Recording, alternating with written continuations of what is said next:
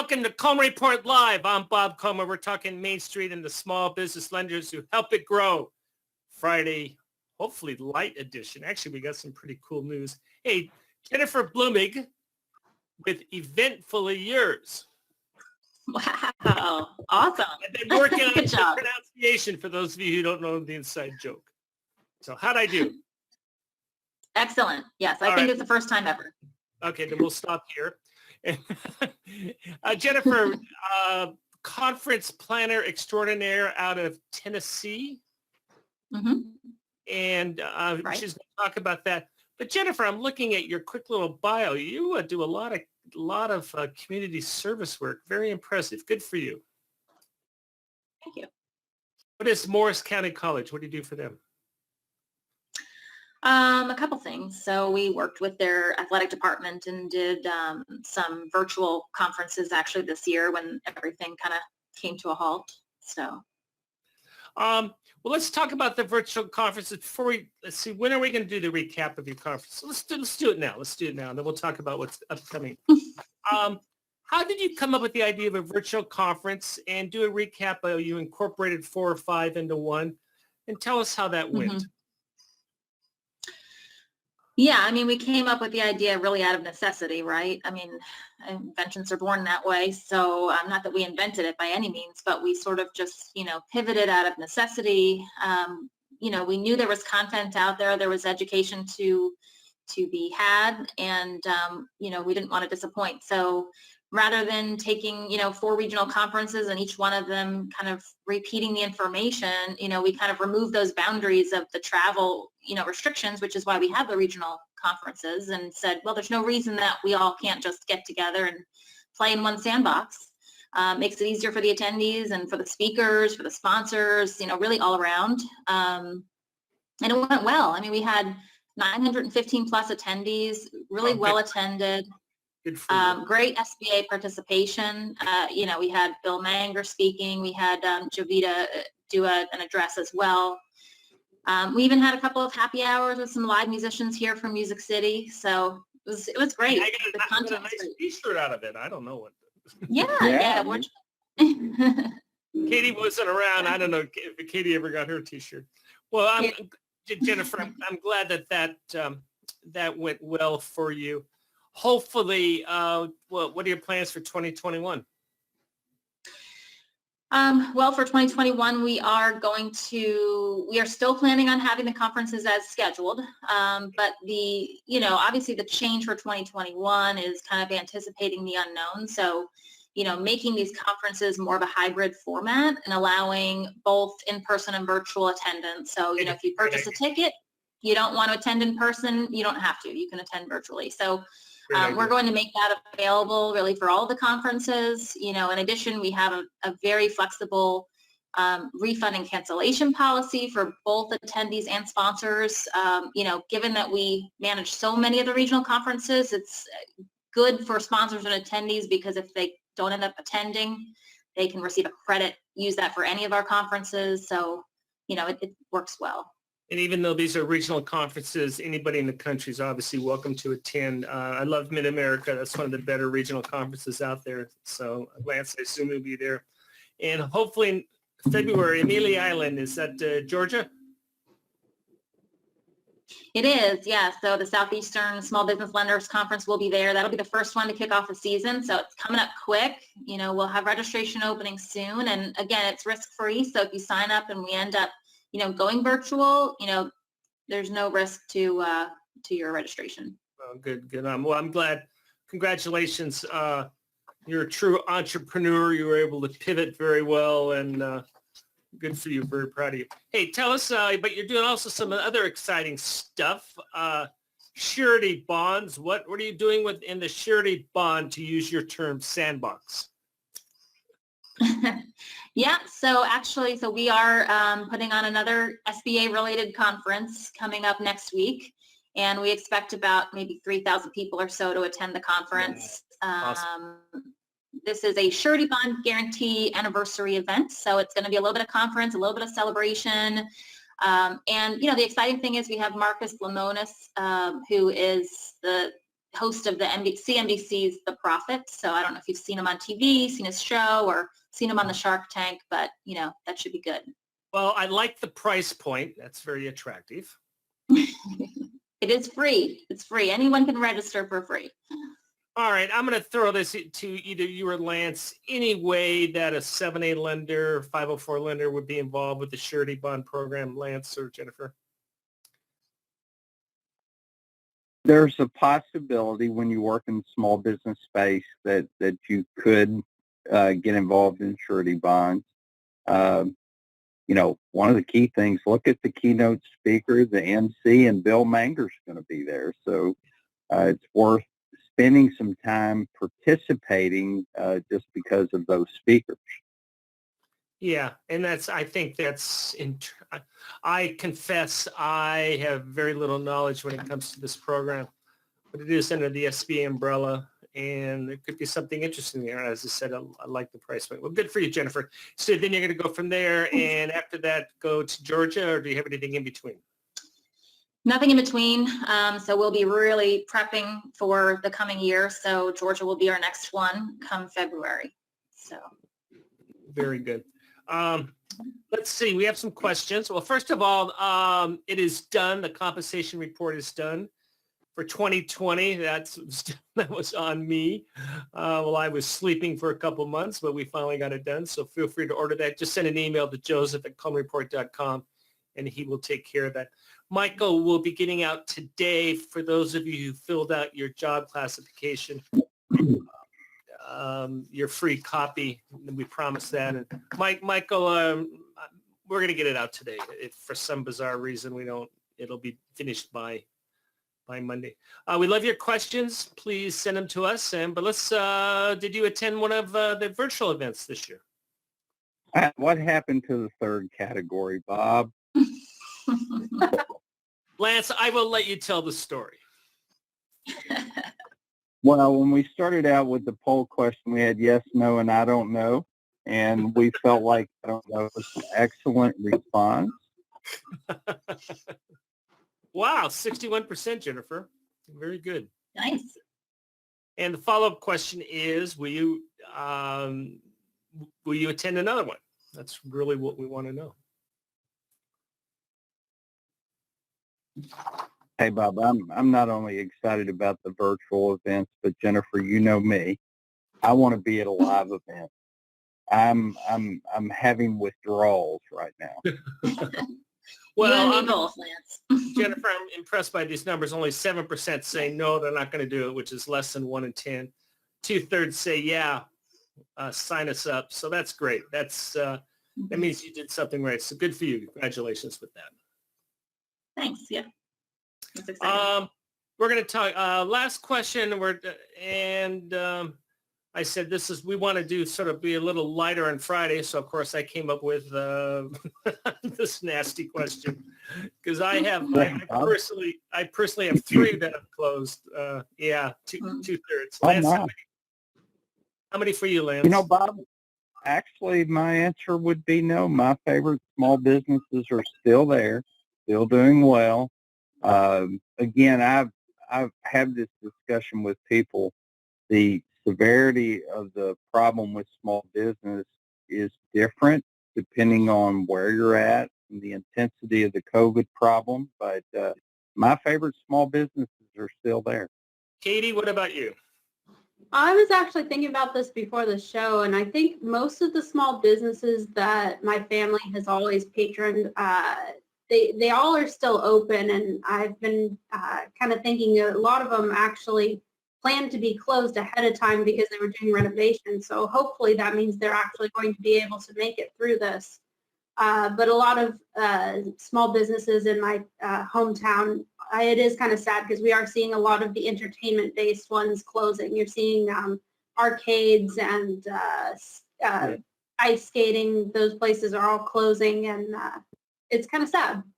You're in a suburb of Seattle. How many boarded up shops are there around your new environs? In my area, it's actually pretty open. I haven't seen a lot of closed shops. The ones that are closed, I don't know if they were closed before or if it's because of COVID. Some of them seem like they're changing hands and things. But going into the city, I did see a lot more boarded up in Seattle.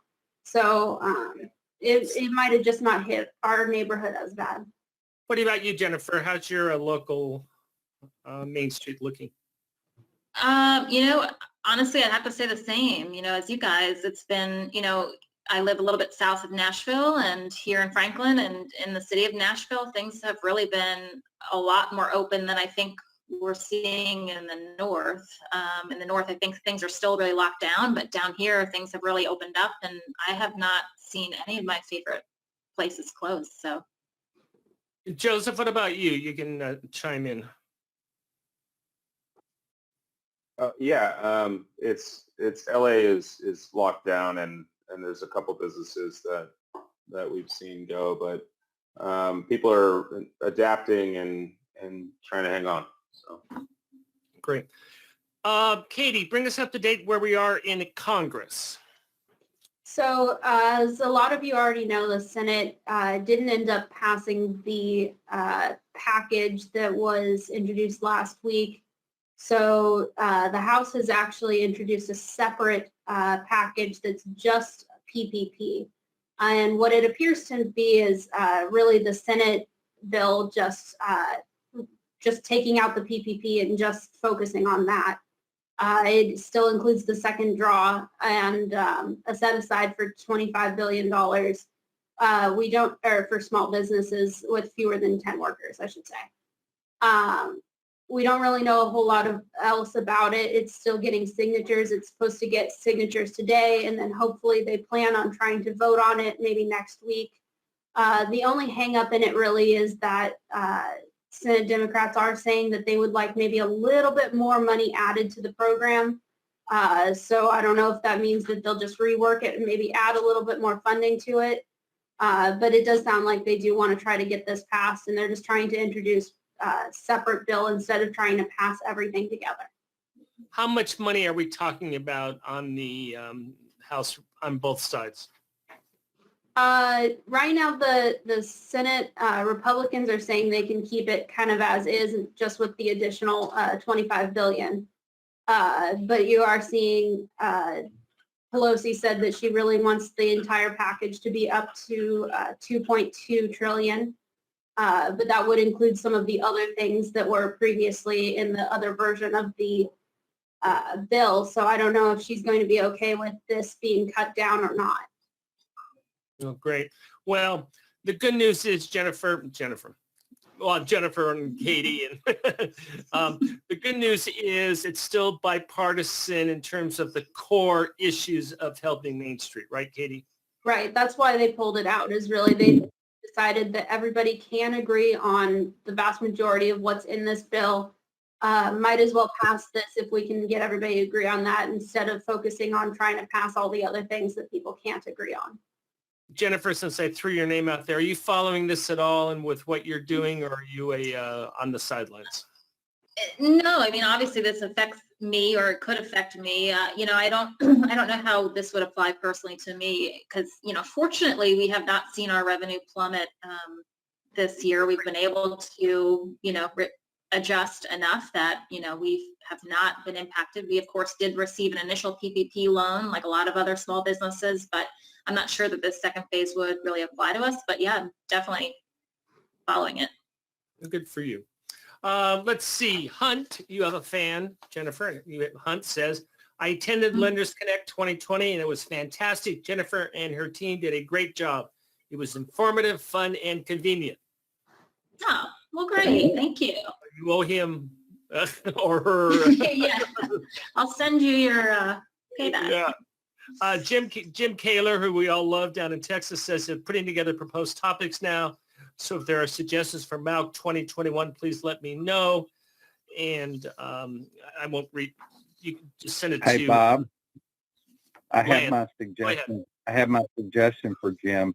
I miss MAUC so much this year, Jim. I want to speak at MAUC 2021. So make What sure you would get you- me on the agenda. What would you speak about, Mr. Sexton? Well, I've done servicing and liquidation for years at Malik and would love to do it again. Yeah, and I suspect there will be some servicing and liquidation topics coming next, what is it, March? 2021 is going to be the year, guys. Servicing and liquidation, I promise you. Rudolph asked, this is for Katie, does the bill have the $150,000 blanket forgiveness included? Do we still know what that dollar amount is?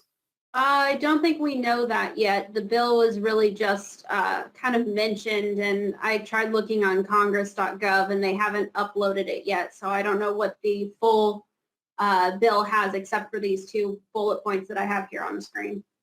Giovanni wants to know, can businesses that didn't apply for an initial PPP loan be eligible for a second round? It sounds like they're wanting to do that. Lance, you're shaking your head. I mean, you're nodding in agreement. The intent of almost all the legislation centered around PPP is a second draw opportunity. And Bob, in talking to people who own small businesses, even ones who are doing well, they're starting to see revenue tail off a little bit right now. So we need, there are businesses out there that need a second opportunity at PPP. And so, yes, the intent of the legislation is to give them a second opportunity, but there are some caveats, and what Katie shared here, revenue reduction of 25%, which is much better. Earlier, the number was 50%, but 25%, I think, is a great percentage. Those businesses that have a drop in revenue 2020 versus 2019 will have an opportunity at a second PPP. Do we know what the standard is? I mean, 25% year to date versus year to date, or monthly, or do we know how we're going to calculate the 25%? Not yet. Okay. Most likely, Bob, it'll be a 2020 comparison to 2019, but I'm not sure. Okay. Yeah, I know where. So what did this? Well, I guess I can call him an idiot. I'm going to call him an idiot. And again, I just don't understand how these people do these type of frauds and think they can get away with it.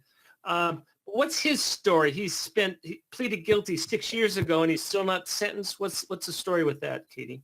Right. So this man pled guilty about 6 years ago, and what was happening was there was another case involving the defendant who actually received the money, the client.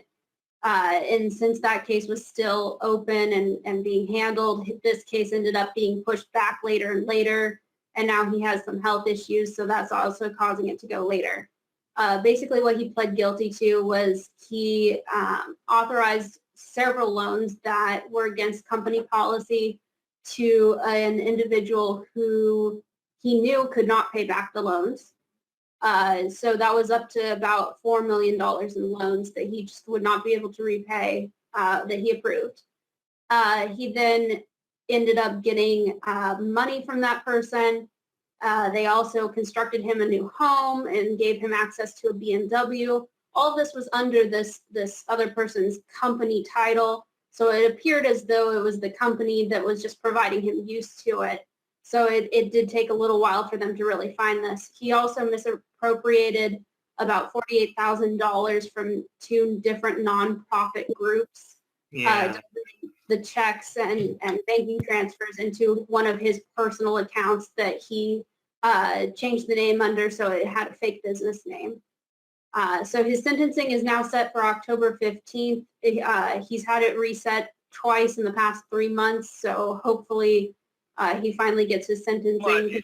He does want to get this done with after 6 years. Well, that's a sad case. He's just a living home.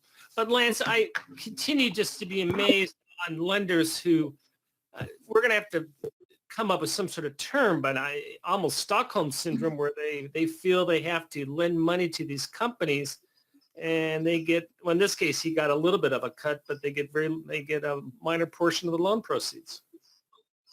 It's sad. I mean, there are regulators and policies in place for a reason, and a story like this is hard for me to understand why someone would give up their career for a small gain. Yeah. Let's see. Let's go to 3 quick questions. Oh, Lance, plug your webinar and we'll finish up with questions. So we're going to dust off credit elsewhere, personal resource tests, affiliation loan fees. Basically, this is based upon a poll that we had yesterday. Credit elsewhere seems still to be confusion in the industry. Well, credit elsewhere is a very important part of properly underwriting an SBA loan, and it's important that we properly address that. We did the credit memo webinar on Wednesday and spent quite a bit of time talking about addressing credit elsewhere. So very important to properly address credit elsewhere and to understand affiliation and the impact that affiliation has on properly underwriting an SBA loan and the eligibility of a borrower. Great. Jim follows up and says, Lance and Bob are always welcome. Well, thank you very much, Jim. Darren wants to know, does the new bill address the SBA subsidy? I haven't read anything in that. Have you, Katie? I haven't heard anything yet. This is a really new bill. They haven't really introduced the wording out to everybody yet, so I don't know what everything is included. We only know those few basic things right now. Yeah. And Brian asked a question about where are we in 150,000 and who knows where that is, if it's attached to another bill. Hopefully, Bob, hopefully it's in the bill, because it's like I've been saying for days. There are 2 parties, 2 groups that have great anxiety about that 150 forgiveness, the borrowers and the participant bankers. So Congress, please give us simplified forgiveness. I think SBA and Congress have a little agita, or the committees have a little agita as well. Thank you all for joining us. Jennifer, please come back and tell us how the surety bond conference went. I'm very 3,000. I mean, that's got to be your largest one yet. Congratulations. Yeah. That's great. Well, thank you for joining us today for Coleman Report Live and for supporting America's Main Street, one entrepreneur at a time. Have a nice weekend. Have a great weekend.